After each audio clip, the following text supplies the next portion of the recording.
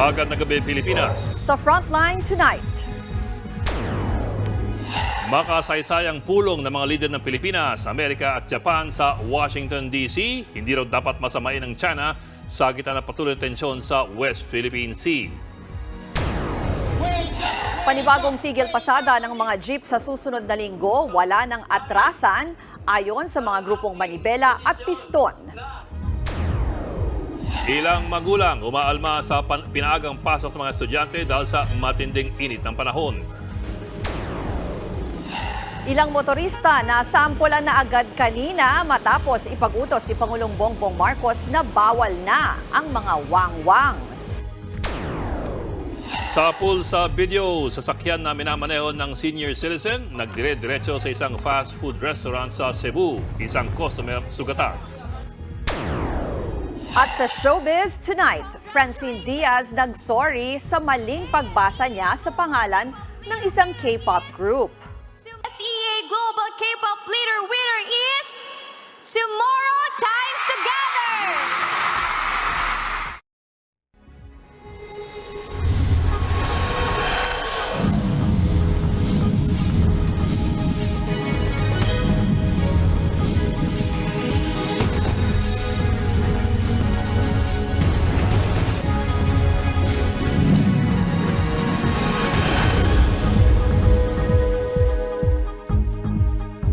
Makasaysay na magiging pulong ng tatlong lider ng Pilipinas, Amerika at Japan. Kabilang sa tatalakayin ang lumalalang tensyon sa West Philippine Sea.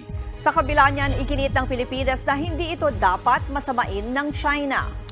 At live mula sa Washington, D.C. sa Amerika, nasa frontline na balitang yan si Shaila Francisco. Shaila, kailan eksakto mangyayari ang trilateral meeting dyan sa White House? Bok Ruth, alas 3 ng hapon dito sa Washington, D.C. o alas 3 ng madaling araw dyan sa Pilipinas, magsisimula ang kauna-unahang trilateral summit ng US, Japan at Pilipinas. Maituturing na makasaysayan ang paghaharap ni Pangulong Bongbong Marcos, US President Joe Biden at Japanese Prime Minister Fumio Kishida sa isang trilateral summit. Malaki umano ang maiaambag nito sa pagresolba ng magkakaalyadong bansa sa mga isyong kinahaharap ngayon ng rehiyon. This meeting is not only important, but it is also significant in the sense that the President, who has always believed in multilateral approaches to any of the issues surrounding our challenges that we face in the Indo-Pacific region, is exactly what we're going to be doing here in Washington, D.C. during this summit.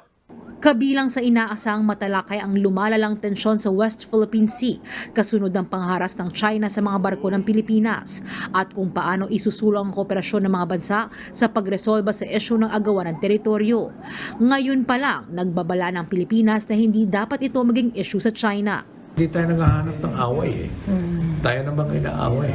China now is obviously is what they call a competitor of the United States. But we're not siding with the United States because of that. We're simply following what we feel is our national interest. And it now jives with the United States. That's all there is to it.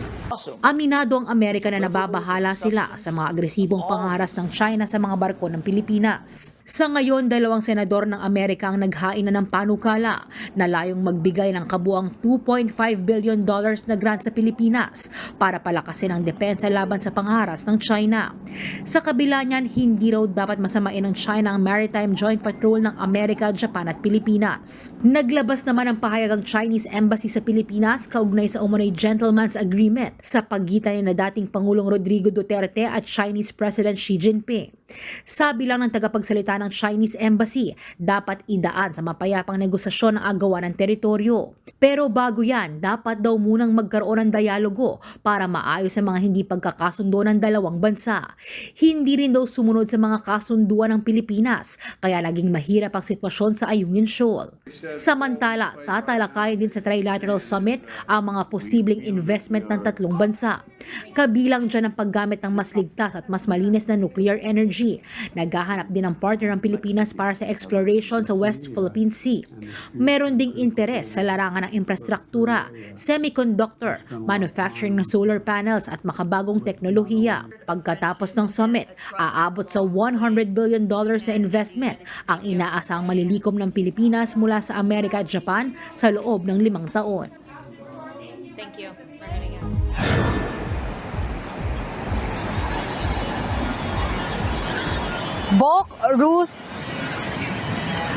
Ruth, bago nga magaganap ang Trilateral Summit ay nagkaroon na ng bilateral meeting sa pagitan ni Foreign Affairs Secretary Manalo at ang Japanese Foreign Minister. Bukod dyan, anumang oras ay pwede na magsimula naman ang bilateral meeting ni President Bongbong Marcos at US President Joe Biden. Ruth? Mula Washington, D.C., maraming salamat, Shaila Francisco. Tinanggi ng China ang akusasyong nagpapadala raw sila ng mga espiya sa Pilipinas. Pinapakalat lamang daw yan para siraan ng Beijing at palalain ang sigalot sa West Philippine Sea. Nasa frontline na balitang yan, Camille Samonte.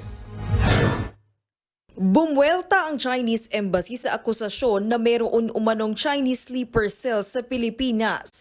Kasunod yan ang panawagan ni Senator Nancy Binay na higpitan ang pagbibigay ng Special Resident Retirees Visa o SRRV sa mga Chinese. Ang SRRV ay isang Special Non-Immigrant Visa sa mga dayuhan para maging ikalawang tahanan nila ang Pilipinas o lugar kung saan pwede silang mag-invest. Kamakailan lang 4 na Chinese na sangkot sa sindikato ang naaresto sa Palawan ang may SRRV ID. Pinapayagan daw bigyan ng SRRV ang mga Chinese kahit 35 years old lang. Ayon kay Senator Binay, posible itong makaapekto sa national security ng bansa. Depensa naman ng Chinese Embassy, malisosyo at walang basihan ang mga akusasyon na gusto lang daw siraan ang China. Hinala ng Embahada, may nagpapakalat ng kasinungalingan para palakihin ang alitan ng China at Pilipinas sa gitna ng tensyon sa agawan ng teritoryo sa West Philippine Sea. Hinikayat ng Chinese Embassy ang Pilipinas na idaan sa dialogo para maayos ang alitan at hindi pagkakaintindihan sa isyu. Ayon naman sa Philippine Retirement Authority o PRA, iniimbestigahan pa nila kung lehitimo ang SRRV ID ng naarestong Chinese sa Palawan. Hindi na rin daw sila ngayon nagbibigay ng SRRV sa foreign retirees na mas bata sa 50 anyos. Whether they are authentic or not, we are still checking on it because there's some information in our records that do not tally with the information that they have. Although their names tally, but birth dates differ, ages differs. Iginiit din ng PRA na mahigpit ang kanilang panuntunan bago magbigay ng SRRV. Hinihingan daw nila ng NBI at police clearance ang mga dayuhang aplikante at dumadaan sa background check ng Interpol para matiyak na hindi sila sangkot sa anumang krimen. These retirees are required to renew their SRRV IDs, the retiree IDs, every 2 years. And why do we do that? Because we want to keep in touch with them. We want to be sure to know what they're doing, how they're doing and things. So we require them to renew their IDs. Base sa datos ng PRA, nasa 78,000 ang foreign retirees sa Pilipinas. Sa bilang na yan, 3 lang daw ang nadiskubring sangkot sa Philippine Offshore Gaming Operations o POGO. Hindi rin daw sila mga Chinese at nakaalis na ng Pilipinas. Nakikipagtulungan na raw ang PRA sa National Intelligence Coordinating Agency, Bureau of Immigration at PAGCOR para mas higpitan ang pagbibigay ng SRRV at assessment sa mga SRRV holder. Balita mula sa Frontline, Camille Samonte, News 5. Iniimbestigahan na ang sanhi ng pagbagsak ng helicopter sa Cavite City na kinamatay ng 2 piloto ng Philippine Navy. Posible umanong nagkaproblema ang chopper sa gitna ng flight training. Nasa Frontline ng balitang yan, si Gary De Leon. Pinagkaguluhan ng mga residente ang bumagsak na helicopter na ito sa bakanteng lote malapit sa Cavite City Public Market, bandang 6:00 ng umaga kanina. Sa lakas ng impact ng pagkabagsak nito, halos magkahiwa-hiwalay na ang parte ng chopper. Ayon sa ilang nakakita sa bumagsak na helicopter, isa raw sa mga sakay nito ang nakahingi pa ng saklolo. Pero yung babae antes kumaway na. Yung co-pilot ata siguro yon. Nung pagkabagsak ng helicopter talagang UP na, hiwalay na pati mga LC. Agad isinugod sa ospital ang dalawang sakay ng chopper, isang pilotong lalaki at co-pilot niyang babae. Pero binawian din sila ng buhay. Kinilala ang piloto na si Lieutenant Commander John Kyle Bores, 36 na taong gulang. Ang co-pilot niya naman ay si Ensign Isa Leona Takad, 27 taong gulang. Base sa investigasyon, lumipad mula sa Sangli Airport ang Robinson's R-22 trainer para sa isang flight training. Pagmamay-ari ito ng Philippine Navy. Cavite City raw ang regular na ruta ng training chopper ng Navy, kaya pamilyar na rito ang kanilang mga piloto. Ang ating dalawang naval bases ay situated sa Cavite City. Ang ating runway o ang headquarters ng Naval Airways is situated in Naval Base Heraclio Alano in Cavite City. So talagang normal para sa mga piloto natin na lumipad sa airspace ng Cavite City. Tingin nila, posibleng nagkaroon ng problema ang helicopter ilang metro mula sa Sangli Airport. Posible raw na nagdesisyon ng mga piloto na sa open area mag-emergency landing. Kinuha na ng Navy ang bahagi ng helicopter para imbestigahan ang sanhi ng pagbagsak nito. Pero paglilinaw ng Navy, nabili nila ng brand new ang R-22 chopper noong 2017. Nag-iisa lang daw ito. Dumadaan din daw ang chopper sa maayos na maintenance bago isabak sa training. In 2019 naman, she underwent a very thorough inspection to determine yung kanyang airworthiness. Nakikiramay naman ang Philippine Navy sa mga pamilya ng nasawi nilang piloto. Ang piloto raw na si Bores ay isa sa pinakabihasa sa pagpapalipad ng helicopter. He was already deployed all over the archipelago and has been one of our best helicopter pilots for quite some time now. Ang co-pilot niyang si Takad graduate ng pilot training pero tuloy pa rin daw sa pagsasanay sa pagpapalipad ng helicopter para maging mahusay na Navy air asset. Sinailalim na sa autopsy ang bangkay ng dalawang piloto. Tumanggi munang humarap sa media ang pamilya ng mga nasawing piloto. Nagbabalita mula sa frontline, Gary De Leon, News 5. Kaliwat kanang sunog naman ang sumiklab sa Taguig at Taytay Rizal. Ang mga nasunugan naman kahapon sa Tondo, Manila, nagsisiksikan sa evacuation center sa gitna ng matinding init. Nasa frontline na balitang yan si Reniel Pawit. Makikita sa drone video na ito ang makapal na usok mula sa mga nasusunog na bahay sa Barangay Muzon sa Taytay Rizal. Sumiklab ang apoy kaninang 1:00 ng hapon. Tumagal ng higit 1 oras bago naapula ang apoy. Wala namang napaulat na nasaktan.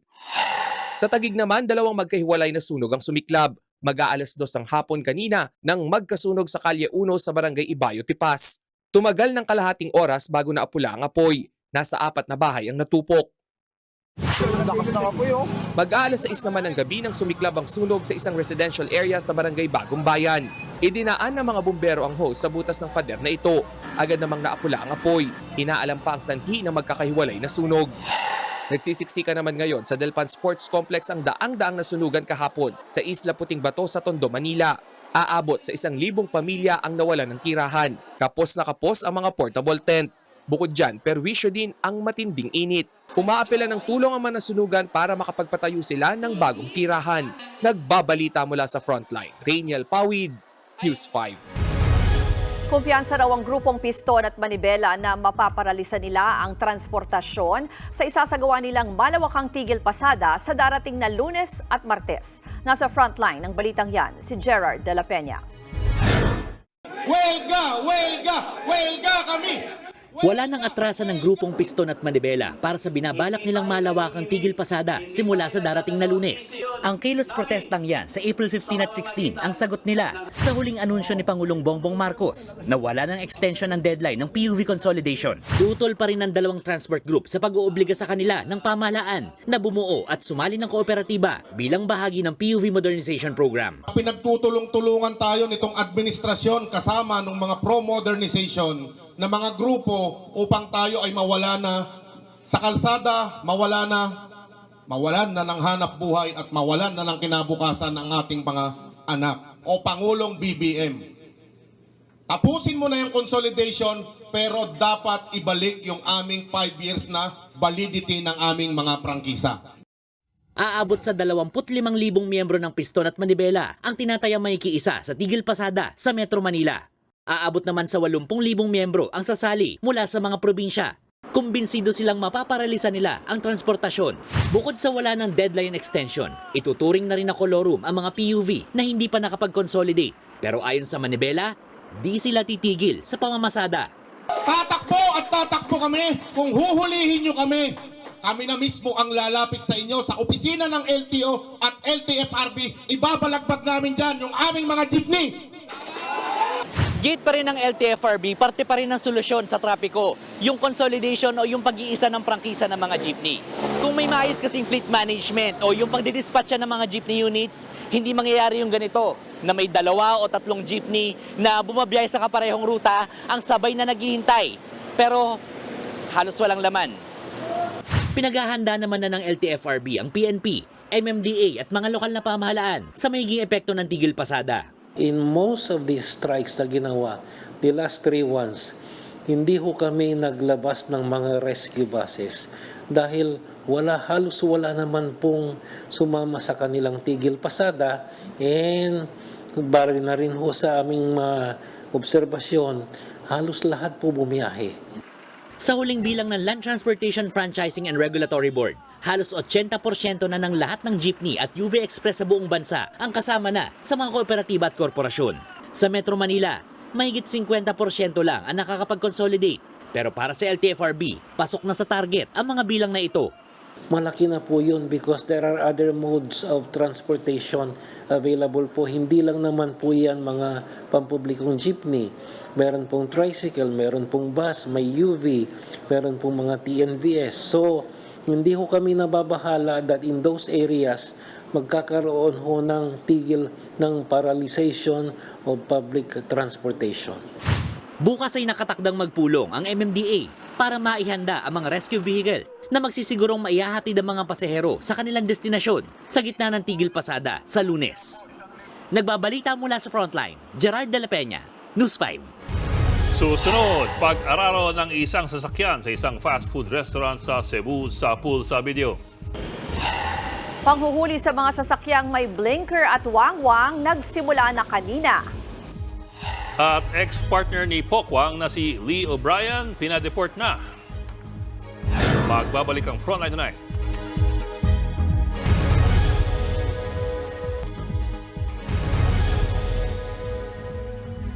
Inararo ng SUV ang isang fast food restaurant sa Mualboal, Cebu. Imbes na preno, si linyador ang natapakan ng driver na isa palang senior citizen. Nasa Frontline na balitang yan si John Arawa.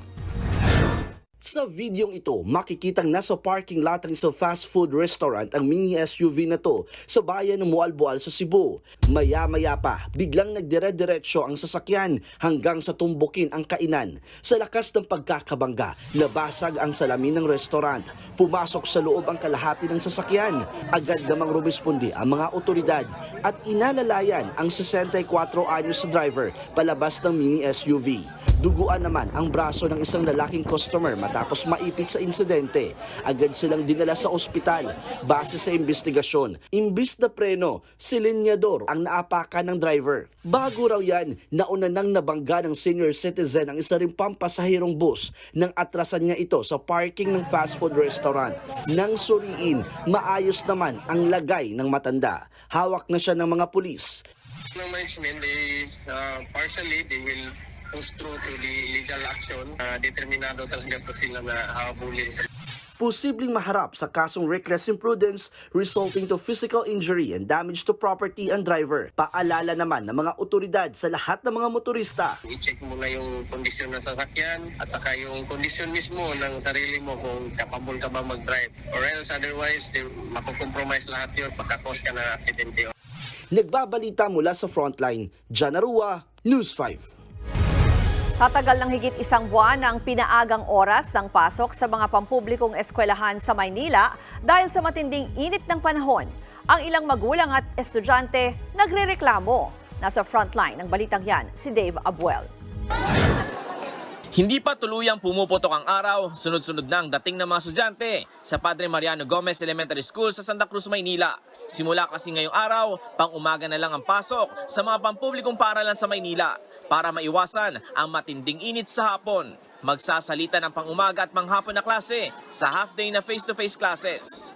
Alas 6 ng umaga ang simula ng klase hanggang alas 12 ng tanghali. Tatagal ang adjusted schedule hanggang May 28. Sa mga araw na hindi sila papasok sa paaralan, bibigyan sila ng assignment na gagawin o asynchronous classes. Pero hindi pabor ang ilang magulang sa mas maagang klase. Hindi pabor kasi sobrang aga kasi na kailangan gumising. Hindi niya kayang gumising ng sobrang aga. Reklamo naman ng ilan, mainit pa rin paglabas ng mga estudyante pagdating ng alas 12 ng tanghali. Ayon sa principal ng paaralan, sinisiguro nilang gumagana ang mga electric fan at bukas ang mga bintana ng classroom. Hindi naman po ito ipapatupad ng DepEd, ipapagawa ng DepEd kung hindi ito makakatulong. Naiintindihan natin, mahirap mag-adjust. Suportado ni Health Secretary Ted Herbosa ang adjusted school hours ng mga LGU ngayong mainit ang panahon. Welcome yun. Kasi the kids are also vulnerable to all of this. You know, some of our kids walk kilometers to get to school. Para naman sa Teachers Dignity Coalition, mas maiging bawasan na lang ang school days. Dami na nating lost days, no, because of this extreme heat and of course no other reasons pa, no, like holidays po. Bakit hindi na lang natin no gawin no na doon mismo sa program natin ay eto lang yung ating school days para naman sa gayon ay hindi na po tayo pabalik-balik no na nagkakaroon no ng sudden no cancellation. Nagbabalita mula sa Frontline, Dave Abuel, News 5. Abiso naman po sa mga estudyante at magulang, suspendido pa rin ang face-to-face classes sa ilang eskwelahan bukas dahil sa matinding init. Walang pasok sa lahat ng antas sa mga pampubliko at pribadong paaralan sa Daraga, Albay at Bayambang, Pangasinan. Public schools lang naman ang walang face-to-face classes bukas sa Liloan, Cebu. Hanggang sa Sabado naman, walang pasok sa Angeles City, sa Pampanga at sa buong Bulacan. Habang sa Sultan Kudarat, walang face-to-face classes hanggang sa Lunes. Distance learning or online classes muna ang ipatutupad sa mga nabanggit na lugar. Bistado ang isang kolorum na van sa Quezon City. Ang may-ari niyan, nagpakilala pang kaanak ni DILG Secretary Benhur Abalos. Nasa frontline ng balitang yan, si Brian Basa. Saan po kayo papunta? Laguna. Lahat po kayo, Laguna? Magkano po yung per rate niyo po? Per head? Pa? 200 po. Sinita ng mga tauhan ng MMDA ang van na ito sa Cubao, Quezon City, bandang alas 6 kaninang umaga. Kolorum umano ang van na naghahatid ng mga pasahero. Hinuli ng MMDA at ng mga tauhan ng Department of the Interior and Local Government o DILG ang driver ng van. Pero nagmatigas siya. Pamangkin daw ni DILG Secretary Benhur Abalos ang may-ari ng sasakyan. Ayon sa DILG, sumugod pa ang sinasabing kaanak ng kalihim sa tanggapan ng MMDA para makipag-areglo. Pumunta kagad yung babae po dito, telling everyone na ako'y kamag-anak ni SILG. At in-orderan niya ngayon mga tao na dali nyo dito yung tao ko papunta sa MMDA kasi yan ay aking aarborin gamit yung kanyang name dropping at influence. Pero hindi yan umubra. Ang babaeng ito ay malayong kamag-anak o kamag-anak ng ating sekretary. Sinabi mismo sa akin ng ating sekretary na i-entrap itong taong gumagamit ng pangalan niya. Hindi naman maalala ni Secretary Abalos kung kamag-anak nga niya ang naturang may-ari ng van. Giit pa ng kalihim. Maski sino yan, maski kamag-anak ko kasi tuluyan yan. Hindi po pwedeng ganyan. Pagdating sa mga ganitong bagay, of course, wala kang pipiliin dito. Sa EDSA busway naman, hindi nakalusot ang SUV na ito na may plakang number 7 para sa mga senador ang plakang yan. Ibinigay naman ng driver ng SUV ang lisensya niya sa enforcer. Pero habang tinitiketan... Video ko yan! Biglang humarurot palayo ang SUV at naiwan ang kanyang lisensya. kahit senador hindi pwedeng dumaan sa busway. Tanging Pangulo, Pangalawang Pangulo, Senate President, House Speaker at Chief Justice lang ang pinapayagang government official na makadaan sa EDSA busway. Bukod pa riyan ang mga registered city buses, fire trucks, rumerespondeng sasakyan ng pulis at mga ambulansyang may pasyente. Desidido naman ang DOTR na panagutin ang tumakas na driver. Inaalam na rin kung kaninong senador nakarehistro ang naturang sasakyan. Nagbabalita mula sa Frontline, Brian Basa, News 5. Nasampulan agad ng ilang motorista matapos ipag-utos ni Pangulong Bongbong Marcos na bawal na ang mga wangwang. Nasa Frontline na balitang yan si Brian Basa. Kinumpiska ng mga tauhan ng PNP Highway Patrol Group ang mga blinker ng mga sinita nilang sasakyan sa EDSA. Kasunod yan ng utos ni Pangulong Bongbong Marcos na bawal na ang paggamit ng iba't ibang uri ng wangwang. Sa bisa ng Administrative Order No. 18 ng Pangulo, kasama sa mga ipinagbawal ang paggamit ng sirena, blinkers at iba pang uri ng maiingay at masyadong maliwanag na signaling device sa mga sasakyan. Nagagamit daw kasi ito ng ilang motorista para makapanlamang at makalusot sa traffic. Minsan pa, pinagmumulan niya ng abala o disgrasya sa kalsada. Yes, dapat bawal na siya kasi hindi naman siya nakakatulong sa batas trapiko. Mas nararapat kasi maraming mga may pera na nakakabili ng wangwang na hindi naman para karapat-dapat silang gumamit. Tapos nagiging ang iba inaabuso. Hindi dapat. Kasi sabi ko nga kanina, may mga importanteng bagay na pinagagamitan yon. Katulad ng mga dignitary natin, katulad ng Presidente, Pangulo ng Pilipinas.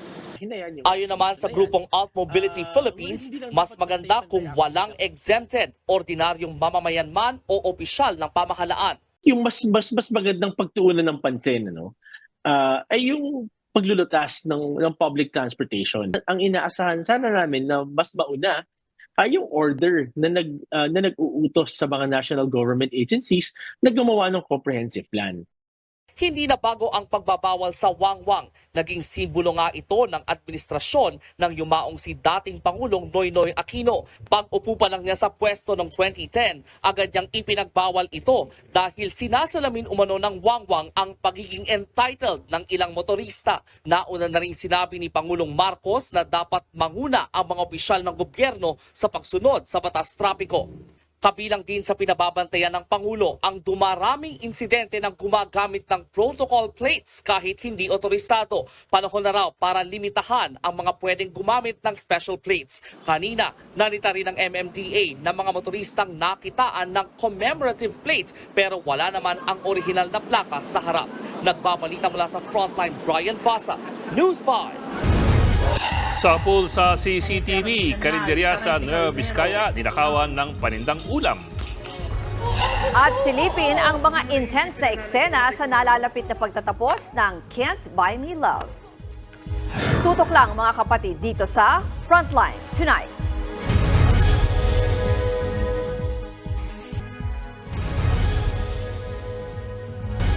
May panibagong arrest warrant laban kay Kingdom of Jesus Christ founder, Pastor Apollo Kibuloy. Para naman yan sa kasong qualified human trafficking. Ayon sa Pasig City Regional Trial Court, sapat ang mga ebidensya laban sa pastor at 5 iba pa. Ito na ang pangalawang arrest warrant kay Kibuloy. Kanina naghain ng motion to quash ang kampo ni Kibuloy para sa unang arrest warrant na inihain ng Davao City RTC para naman sa mga kasong child at sexual abuse. Well, of course, we were caught by surprise because RTC Pasig, actually, we have a strong ground there supposedly for the dismissal of the case. So we have to regroup and I have to talk to Attorney Joey Usita because he is the one, he is based there in Manila and I'm based here in Davao City, is the one handling that case. So we will certainly make a move tomorrow.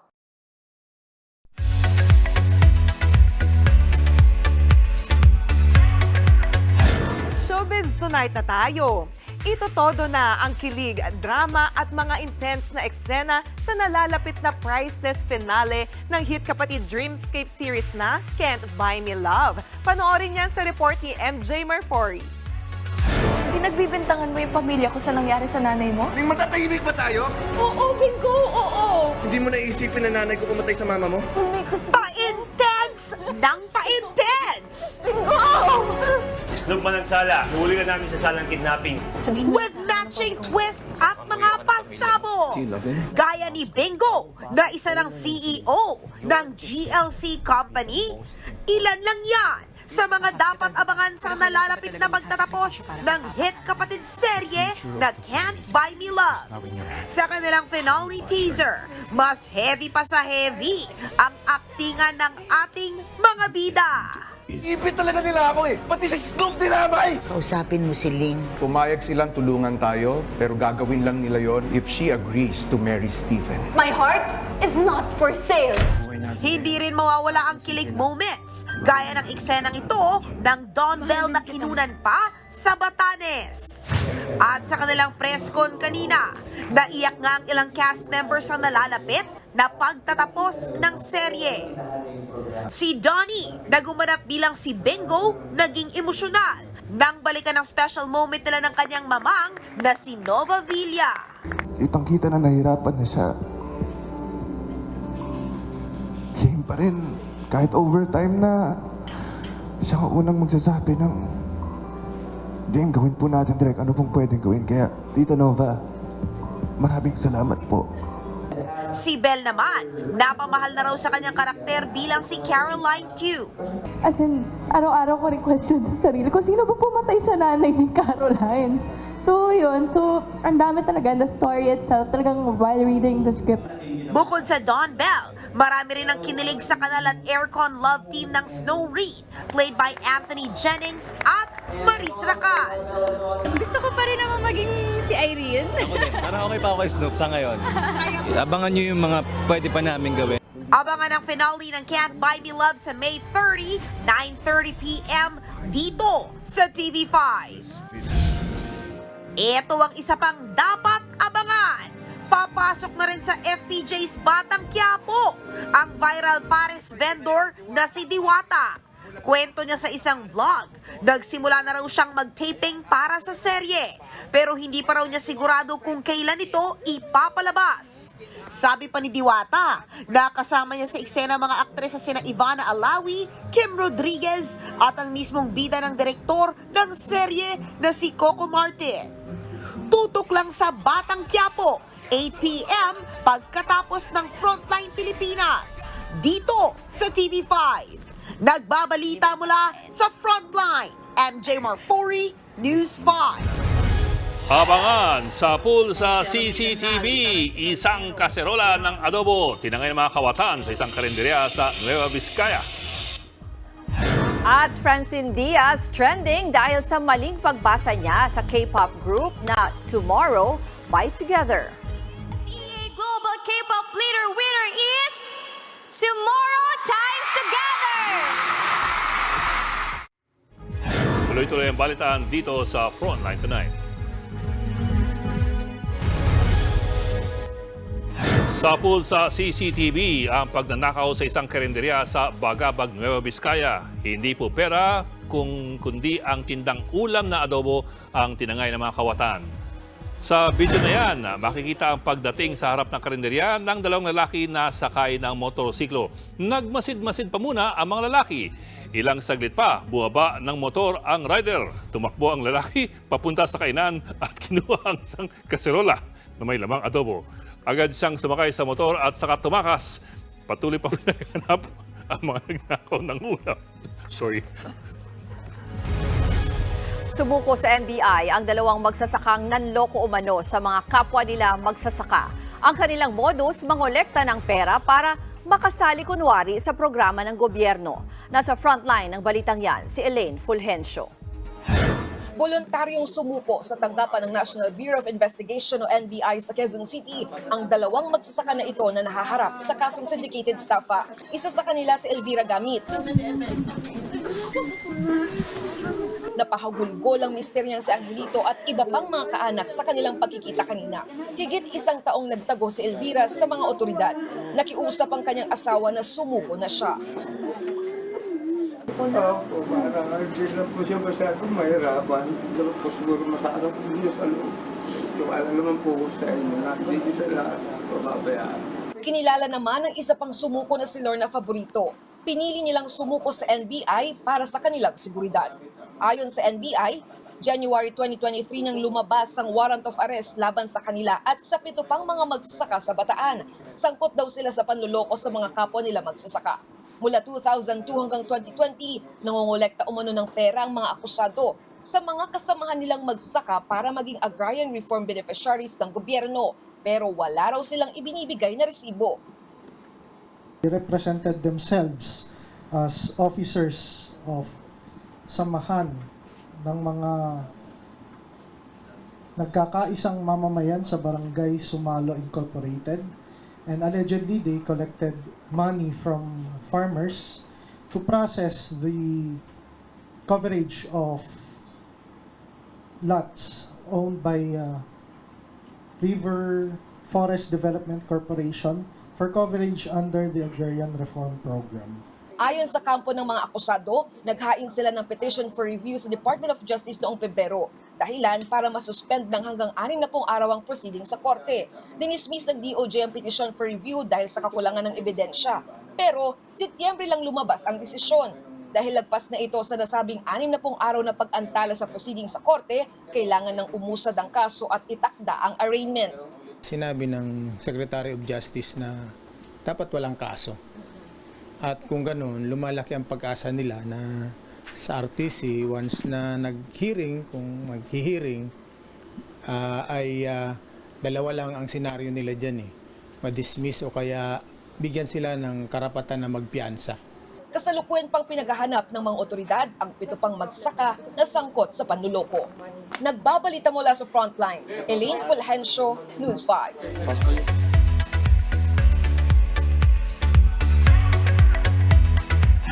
Tuluyan ng pinadeport sa Amerika ang ex-partner ni Pokwang na si Lee O'Brien. Kaugnay yan ng isinampang deportation case ni Pokwang kung saan nagtrabaho raw si O'Brien sa Pilipinas kahit walang permit. Kinatigan yan ng Bureau of Immigration at saka ibinaba ang desisyong ipa-deport ang Amerikano noong Disyembre. At itong ang Lunes ng gabi, pinabalik na si O'Brien sa Amerika. Blacklisted na rin siya dito sa bansa. Ibig sabihin, hindi na siya makakabalik ulit sa Pilipinas. Natuwa naman dito ang kampo ni Pokwang. Sabi pa ng aktres, bawal daw ang mga babaero at mapang-aping dayuhan sa Pilipinas. 2015 pa nang maging mag-on sina Pokwang at O'Brien. May isa silang anak. Dati nang sinasabi ni Pokwang na hindi sila nakakatanggap ng financial support mula kay O'Brien. Nagsorry na ang Pinay actress na si Francine Diaz dahil sa mali niyang pagbasa sa K-pop group na Tomorrow by Together. Global K-pop leader winner is Tomorrow Times Together! Si Francine ang nag-present ng Global K-pop Leader Prize sa grupo sa first ever Asia Star Entertainer Awards sa Japan. Hindi niya namalayan na mali pala ang pagkabasa niya sa pangalan ng grupo. Natuwa na lang dyan ang ilang fans at tinawag si Francine na multiplication queen. Humingi na ng paumanhin ng aktres. Pagpasensya niyo na po ako dahil hindi na po ako ganun ka-updated sa mga nangyayari ngayon sa K-pop world. Alam niyo naman po ako, 2 grupo lang sinastan ko. But now, alam ko na-educate na po ako. Tomorrow by Together. Sa kabila niyan, stunning pa rin si Francine in her red dress sa red carpet ng event. Nakasama rin niya sa ilang letrato si Girls' Generation member Yuri.